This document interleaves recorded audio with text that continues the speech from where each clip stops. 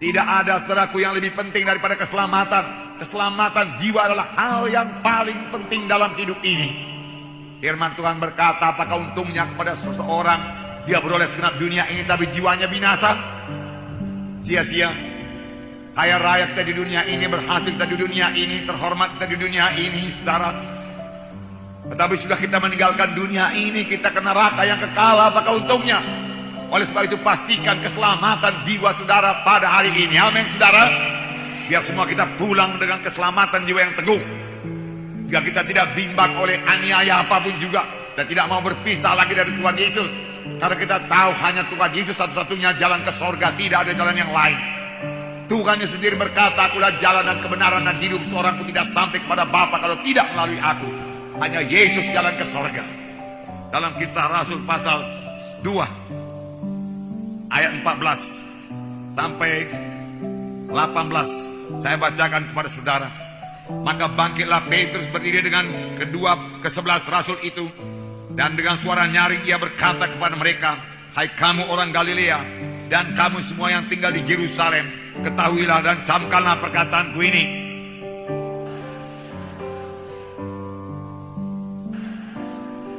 Tetapi itulah yang difirmankan Allah dengan perantaraan Nabi Joel.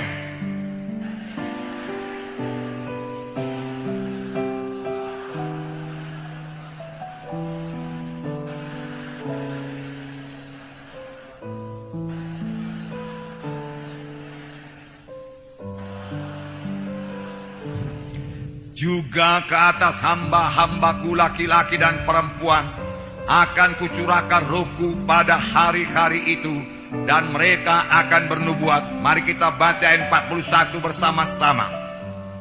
Orang-orang yang menerima perkataannya itu memberi diri dibaptis, dan pada hari itu jumlah mereka bertambah kira-kira 3.000 jiwa. Amin, saudara. Puji Tuhan.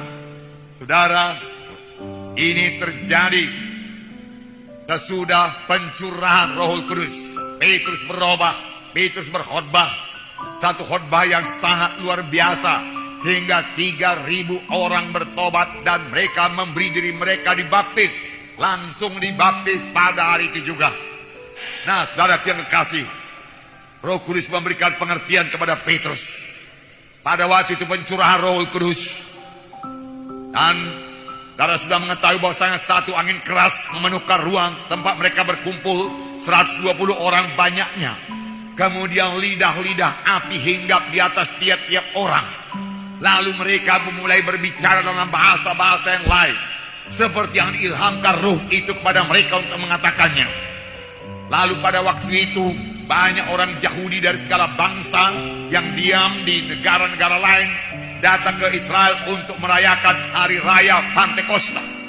Lalu mereka itu mendengar 120 orang ini berkata-kata dalam bahasa-bahasa mereka di mana mereka telah lahir, walaupun mereka orang Yahudi juga. Mereka sangat heran karena orang ini tidak pernah belajar bahasa mereka sebelumnya. Tapi dengan jelas mereka memuliakan Allah dalam bahasa mereka masing-masing. Apakah ini? Apakah ini? Dia katakan. Tapi beberapa orang mengolok-olok dan berkata mereka itu mabuk oleh anggur manis.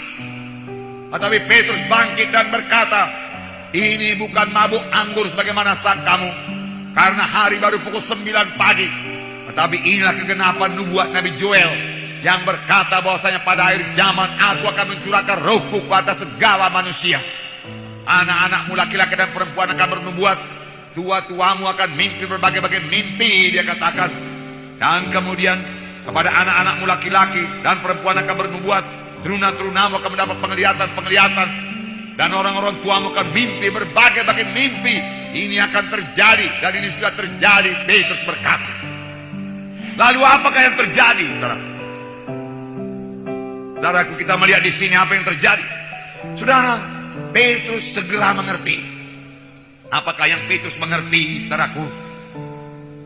Kegenapan nubuat Nabi Joel. Petrus mengerti, saudaraku, perkara-perkara rohani. Petrus mengerti perjanjian lama. Sebelumnya dia kurang mengerti.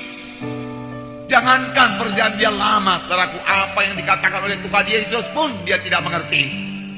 Langsung Tuhan Yesus menceritakan kepada Petrus mengenai sengsaranya. Namun Petrus tidak mengerti juga. Matius pasal 16 ayat 21 sampai 23. Saya membacakan pada saudara.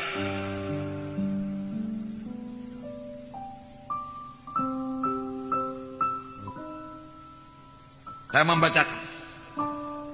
Sejak waktu itu Yesus mulai menyatakan kepada murid-muridnya bahwa ia harus pergi ke Yerusalem dan menanggung banyak penderitaan dari pihak tua-tua, imam-imam kepala, dan ahli-ahli Taurat, lalu dibunuh dan dibangkitkan pada hari ketiga. Tetapi Petrus menarik Yesus ke samping dan menegur dia, katanya, Tuhan, kiranya Allah menjauhkan hal itu. Hal itu sekali-sekali jangan menimpa engkau, takkan menimpa engkau. Maka Yesus berpaling dan berkata kepada Petrus, penyalah iblis, engkau suatu batu sandungan bagiku, sebab engkau bukan memikirkan apa yang dipikirkan Allah, melainkan apa yang dipikirkan oleh manusia. Itulah pekerjaan Roh Kudus yang luar biasa. Jadi setelah Roh Kudus memberikan pengertian,